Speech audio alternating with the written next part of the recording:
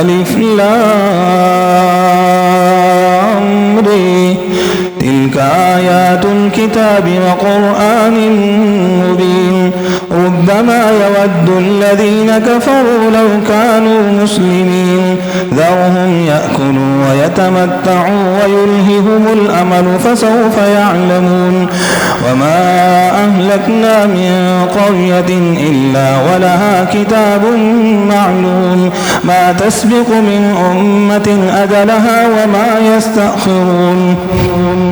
وقالوا يا أيها الذي نزل عليه الذكر إنك لمجنون لو ما تأتينا بالملائكة إن كنت من الصادقين ما ننزل الملائكة إلا بالحق وما كانوا إذا منظرين.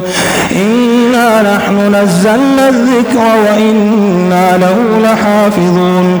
ولقد أرسلنا من قبلك في شيع الأولين وما يأتيهم من رسول إلا كانوا به يستهزئون. كذلك نسلكه في قلوب المجرمين لا يؤمنون به وقد خلت السنة الأولين. ولو فتحنا عليهم بابا من السماء فظلوا فيه يعرجون لقالوا إنما سكرت أبصارنا بل نحن قوم مسحورون. ولقد جعلنا في السماء بروجا وزيناها للناظرين وحفظناها من كل شيطان رجيم إلا من استرق السمع فأتبعه شهاب مبين. والأرض مددناها وألقينا فيها رواسي وأنبتنا فيها من كل شيء موزون وجعلنا لكم فيها معايش ومن لستم له برازقين. وإن من شيء إلا عندنا خزائنه وما ننزله إلا بقدر معلوم. وأرسلنا الرياح لواقح فأنزلنا من السماء ماء فأسقيناكم وما أنتم له بخازنين. وإنا لنحن نحيي ونميت ونحن الوارثون. ولقد علمنا المستقدمين منكم ولقد علمنا المستأخرين.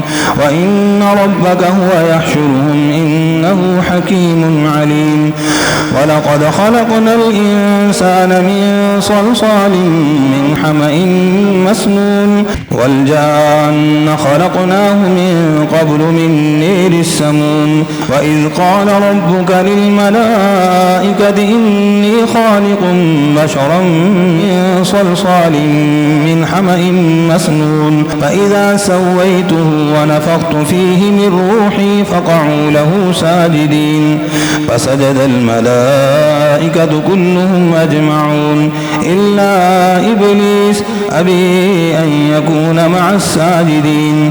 قال يا إبليس ما لك ألا تكون مع الساجدين؟ قال لم أكن لأسجد لبشر خلقته من صلصال من حمأ مسنون.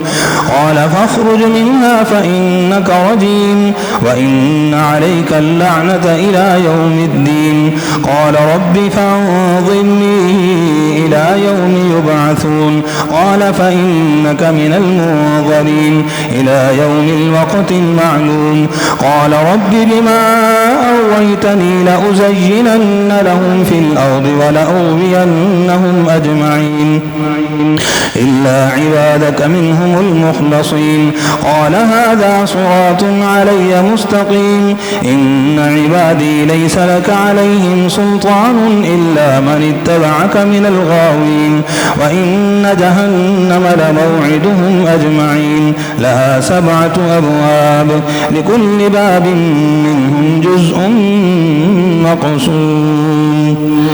إن المتقين في جنات وعيون ادخلوها بسلام آمنين ونزعنا ما في صدورهم من غل إخوانا على سرر متقابلين لا يمسهم فيها نصب وما هم منها بمخرجين نبئ عبادي أني أنا الغفور الرحيم وأن عذابي هو العذاب الأليم ونبئهم عن ضيف إبراهيم إذ دخلوا عليه فقالوا سلاما قال إنا منكم وجلون قالوا لا توجل إنا نبشرك بغلام عليم قال أبشرتموني على أن مسني الكبر فبم تبشرون قالوا بشرناك بالحق فلا تكن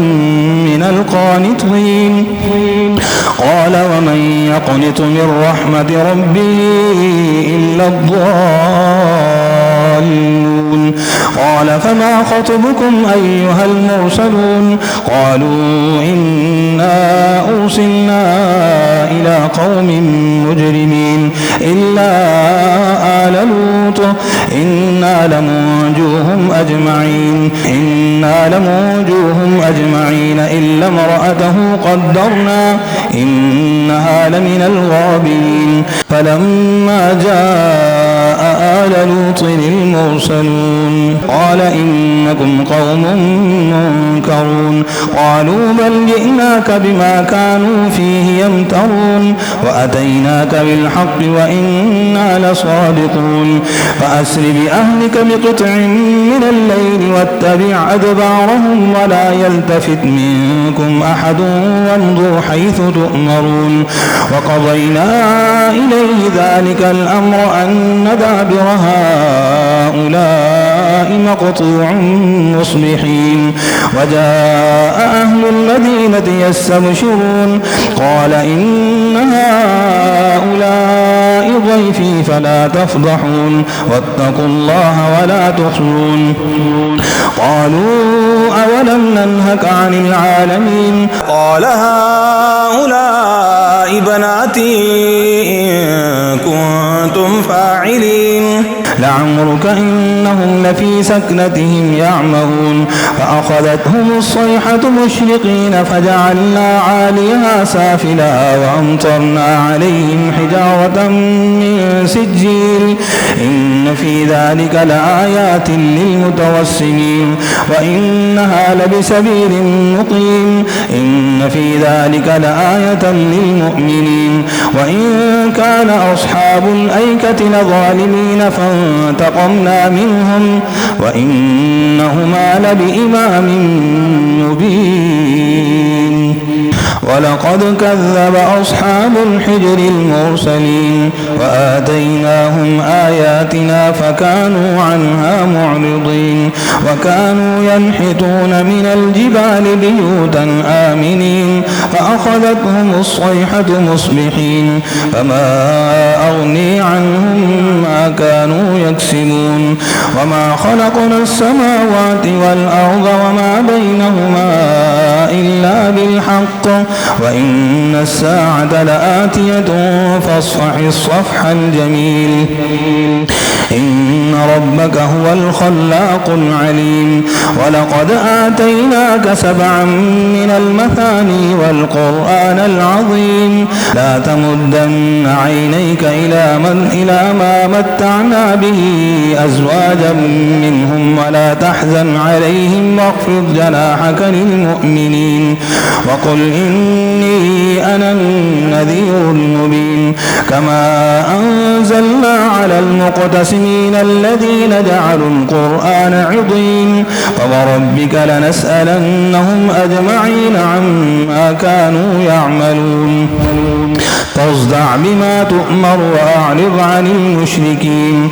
إنا كفيناك المستهزئين الذين يجعلون مع الله إلها آخر فسوف يعلمون ولقد نعلم أنك يضيق صدرك بما يقولون فسبح بحمد ربك وكن من الساجدين واعبد ربك حتى يأتيك اليقين